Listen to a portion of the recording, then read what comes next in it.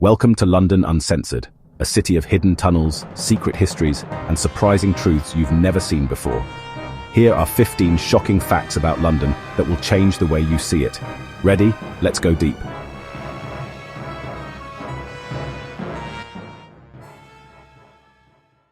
Fact 1. The city beneath the city. Beneath the familiar rhythm of London, the black cabs, the red buses, the ceaseless river of people, lies another city. A silent, sprawling metropolis of darkness and memory, hidden just feet below the pavement. This is London's underworld, a secret history written in brick and steel. The scale is staggering. We're talking about more than just a few forgotten cellars. It's a complex web of over 40 miles of hidden tunnels, a subterranean ghost network that mirrors the city above. This includes the famous, like Churchill's secret World War II bunkers, but also the forgotten, the repurposed, and the truly bizarre. Let's start with the London Underground, the Tube. For every bustling station like Victoria or Waterloo, there's a ghost station, a platform sealed off from the public for decades. Take Olde Station, for example. It closed in 1994, but its life was extraordinary. During the Blitz, its platforms were used to shelter priceless treasures from the British Museum, including the Elgin marbles. After the war, its perfectly preserved ticket hall and tracks became a popular filming location, a time capsule of early 20th century London. Then there's Down Street Station in Mayfair. It was so discreet and underused that it closed to the public in 1932. But its story was just beginning. During World War II, this abandoned station was secretly converted into a bomb-proof bunker, the emergency headquarters for the Railway Executive Committee. It was here, deep underground, that Winston Churchill himself would sometimes shelter during the most intense bombing raids, dining on fine food and wine while the city above burned. Today, its corridors are filled with the ghosts of those tense meetings, the remnants of kitchens, bathrooms, and conference rooms reclaimed by dust and silence. The war didn't just repurpose old tunnels, it created entirely new subterranean worlds. Fearing catastrophic casualties from air raids, the government constructed 8 deep-level shelters, each capable of housing 8,000 people. Located far below existing tube stations like Clapham South and Belsize Park, these were cities in miniature. They contained miles of bunk beds stacked 3-high canteens, medical posts, and sanitation facilities.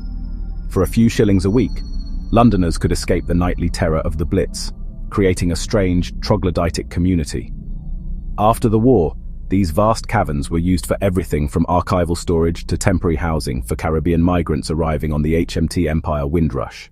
But not all tunnels were for people or for war. Some were built for a far more mundane, yet equally fascinating purpose: logistics. For nearly 80 years, a secret, driverless railway zipped beneath London's streets, completely unknown to the millions of people walking above. This was the Post Office Railway, or Mail Rail. A 6.5-mile network of narrow tunnels connecting Paddington to Whitechapel. Its miniature electric trains transported 4 million letters every single day. It was a masterpiece of automation, a vital artery of communication that operated in total secrecy until it was shut down in 2003, made obsolete by road transport. Beyond the mail rail lies an even more extensive and vital network, the utility subways. These are the unsung heroes of the underworld, brick-lined corridors carrying the city's lifeblood, water mains, gas pipes, and in the modern era, the fiber-optic cables that power our digital world. And deeper still, you'll find London's lost rivers. The Fleet, the Tyburn, the Walbrook, once flowing openly through the city, they were long ago buried and forced into the sewer system. Today, they are subterranean ghosts, their ancient paths still dictating the strange curves of certain streets above. You can sometimes hear the river fleet rushing through a grate outside Farringdon Station, a faint echo of a wilder pre-Roman London. So, can you see this hidden world? The answer is a tantalizing yes and no. The London Transport Museum runs hugely popular Hidden London tours, taking small groups into the dusty confines of stations like Aldwych and Down Street. You can even ride a replica train through a section of the old mail rail at the Postal Museum, but these curated glimpses are just the tip of the iceberg. The vast majority of this network remains sealed, off-limits to all but a handful of maintenance workers and the occasional urban explorer. The full, sprawling scale is almost impossible to comprehend until you see the intricate maps, revealing a second city layered beneath the first. This network is a physical archive of London's ambition, its fears, and its ingenuity. From the engineering marvel of the Brunel's Thames Tunnel, the first of its kind in the world, to the Cold War-era bunkers and telephone exchanges built to withstand a nuclear attack. Each sealed door and forgotten passage holds a story. Beneath the relentless forward march of the city, another London sleeps, waiting in the dark. But the secrets aren't all underground. Next, a river you can't see. Fact 2. The river you don't see. Beneath the familiar grid of London's streets, under the rumble of the tube and the weight of centuries of history, lies a hidden geography. A network of lost landscapes and forgotten waterways. The most famous of these is a river that shaped the city as much as the Thames. Yet today, it flows in complete darkness, a ghost haunting the city's plumbing. Meet the River Fleet. Today it's a phantom, but it was once London's second largest river, a vital artery of water and life.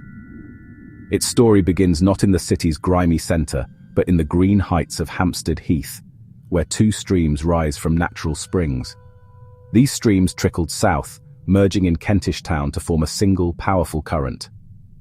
In its prime, the Lower Fleet was a broad, tidal estuary, wide enough for Roman galleys to moor at its mouth near what is now Blackfriars.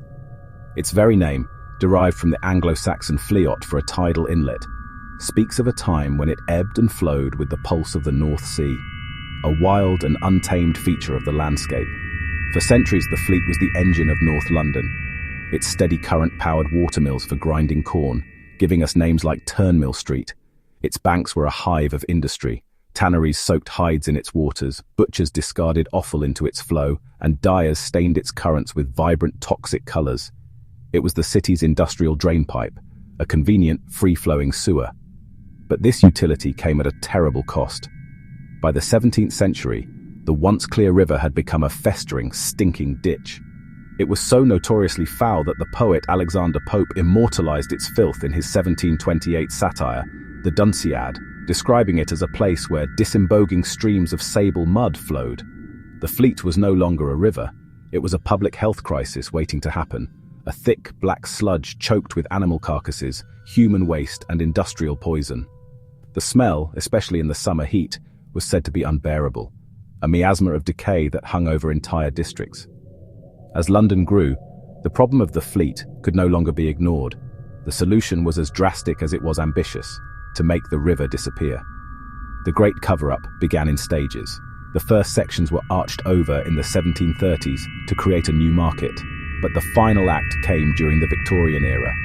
In the wake of the Great Stink of 1858, when the stench from the Thames and its tributaries brought the city to a standstill, the engineer Sir Joseph Bazalgette was tasked with creating a modern sewer system.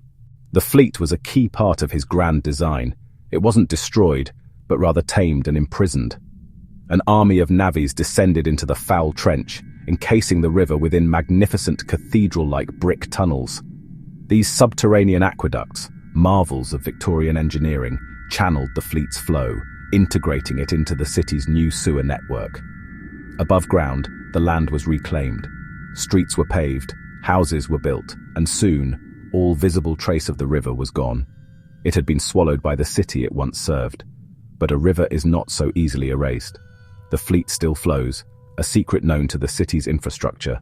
Its presence is written in the curve of a street, or in names that echo its past, and sometimes it makes its presence known more directly. In the cellars of old pubs and the basements of buildings along its former course, persistent damp patches and mysterious trickles of water are often the ghost of the Fleet seeping through the foundations. There are even places where you can supposedly hear it. Stand on Ray Street Bridge in Clerkenwell on a quiet night, and some say you can hear the faint but distinct sound of water rushing through a grate below, the hidden river still running to the Thames. The only people who see it regularly are the city's flushers, the sewer workers who navigate this subterranean world. For them, the Fleet is not a ghost, but a powerful, living part of their daily work, a testament to the engineering that keeps London functioning. And of course, there is Fleet Street itself. The historic heart of British journalism wasn't just named for the river, it follows its buried course. When you walk down this famous thoroughfare, you're walking on water, treading a path carved by a river over millennia. The Fleet is London's most famous lost river, but it is not alone. The Tyburn, the Walbrook, the Westbourne, dozens of streams and rivers lie buried beneath the concrete, a secret circulatory system. The story of the fleet is a powerful metaphor for London itself, a city of layers, where history is not just in the past but flows unseen, just beneath our feet. A force of nature, captured and concealed, but never truly gone. Its journey from pristine stream to open sewer, and finally to a subterranean secret, mirrors the relentless, often brutal evolution of the city above. It is a hidden river threading the city, no longer visible but forever essential. Next, the City of Plagues. Fact 3. The City of Plagues. In 1665, the Great Plague killed 1 in 5 Londoners, the deadliest epidemic in the city's history. Streets emptied, houses boarded, and mass graves grew outside the city. Only a fraction were recorded, the human cost far greater than official rolls show. The plague reshaped the city. It set the stage for rebuilding after the Great Fire. From tragedy came transformation. Next, a pub older than America. Fact 4. Pubs older than America. Ye Olde Cheshire cheese has been serving beer since 1667, older than the United States itself. Writers and politicians frequented it. Its rooms hold centuries of stories. Step inside and you're in a living museum. Every scar and beam a slice of history. Today it's still bustling, part of London's living past. But under the glass and steel, even older ruins sleep. Next, Roman London under your feet. Fact 5. The Roman city under your feet. Beneath modern skyscrapers lie ruins of Roman London, including a temple to Mithras. The Mithraeum was discovered, excavated and reburied. A secret sanctuary once hidden by development. Roman roads, walls and foundations still sit under our feet, often beneath banks and offices. Look down in the city and you'll find markers, plaques and museum windows revealing the past. Archaeologists keep pulling layers back and the city keeps surprising them. Up next, ghost stations of the underground. Fact 6. The ghost stations. Beneath the relentless rhythm of London, a secret city lies sleeping. As millions of commuters surge through the arteries of the underground each day, they pass through echoes and voids, silent platforms and forgotten tunnels that were once just as bustling as the train they're sitting on. These are London's ghost stations, a network of more than 40 abandoned subterranean spaces, each a time capsule holding a fragment of the city's past. They exist just beyond the tiled walls, in the darkness between the stops we know. Some are little more than a derelict platform, while others are entire multi-level stations, perfectly preserved in a layer of dust and silence, waiting to tell their stories. For some of these spectral spaces, the silence is occasionally broken by the call of action, the very same qualities that make them eerie. Their preserved period detail and isolation from the modern world make them a filmmaker's dream. Aldwych Station, a particularly famous ghost, has become a veritable movie star. Its classic 1907 tilework and vintage feel have provided the backdrop for countless productions. You've seen it in the dramatic Dunkirk evacuation scene in, as the lair for a supervillain in, and as a zombie-infested refuge in. Even Sherlock Holmes has stalked its platforms in the BBC series. But gaining access to these unique sets is no simple matter. Transport for London keeps a tight grip on its historical assets. The logistics are complex, the costs are substantial, and permission is granted only to a select few, ensuring these subterranean relics are treated with the respect they deserve. But why were they abandoned in the first place? The reasons are as varied as the stations themselves. Often, it was simple progress. As London grew, the underground network had to evolve. Some early stations were built surprisingly close together, sometimes only a few hundred meters apart. British Museum Station, for example, was made redundant in 1933 when the nearby Holborn station was upgraded with escalators and expanded, creating a more efficient interchange. It was simply no longer needed. Others, like Blake Hall on the Central Line, were closed due to incredibly low passenger numbers. At its quietest, it served fewer than 20 passengers a day. For many, the cost of modernization was the final nail in the coffin. Upgrading old lifts, installing escalators, and meeting modern safety standards was a prohibitively expensive task for a station that was already underused. It was cheaper and easier to simply close the doors and reroute the tracks, leaving the station to be swallowed by the ever-expanding network.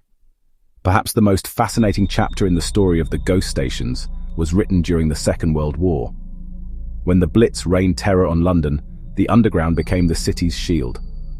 While the public huddled on active platforms, some disused stations were repurposed for top-secret critical wartime operations.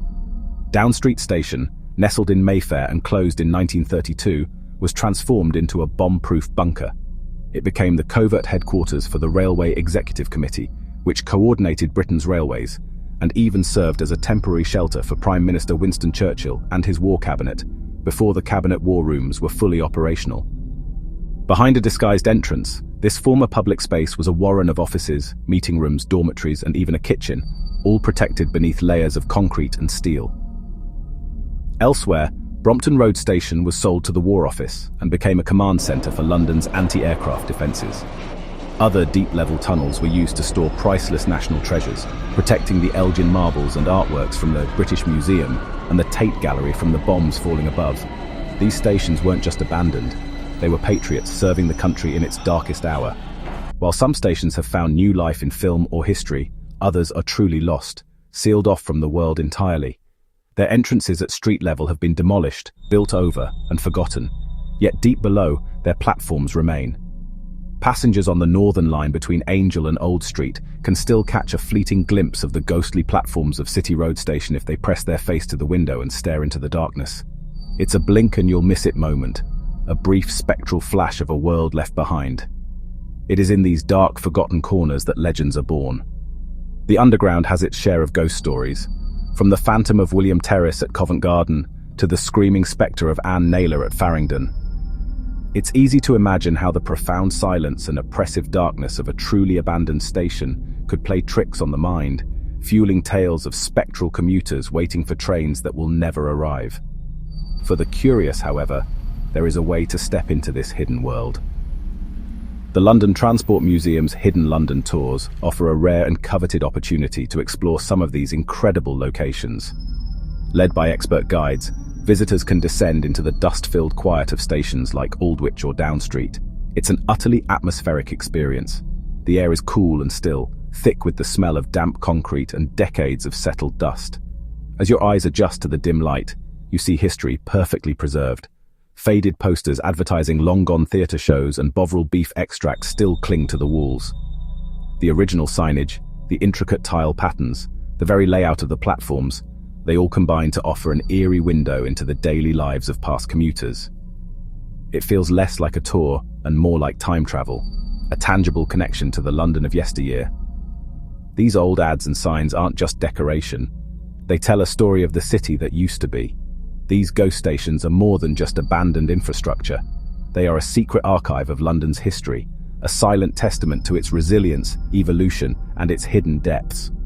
So next time you're on the tube, remember the secret world you're hurtling past. But the Underground isn't the only place London hides its secrets in plain sight. Next, the smallest police station in the world, hidden in plain sight. Fact 7. The smallest police station in the world. In Trafalgar Square, there's a tiny police station built inside a lamppost.